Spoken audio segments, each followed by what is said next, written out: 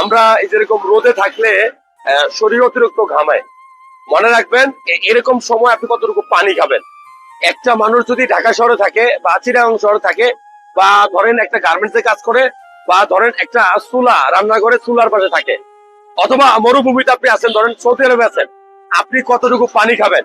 এটার সহজ উত্তর হলো আল্লাহ তাআলা আপনাকে একটা মেধা দিছে। আপনার ব্রেনে কিন্তু সেই সিগন্যাল আসে।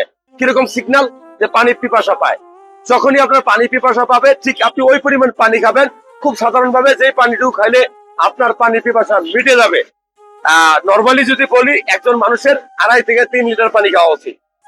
কিন্তু যদি এরকম গরমে থাকি, দেখা যায় আমার শরীরটা ঘামতেছে, প্রত্যেকটা মানুষের কিন্তু শরীর ঘামতেছে। ঘামে কি হয়? শরীর থেকে অতিরিক্ত পানি বের হয়ে যায়। কিডনি আপনার শরীর থেকে প্রস্রাবের আকারে পানিটা বের করে দেয়। এই ধরনের যে ট্রাফিক সার্জন আছে, তার কিন্তু 2.5 লিটার পানি খেলে হবে না। সে সারাক্ষণ রোদের নিচে কাজ করতেছে।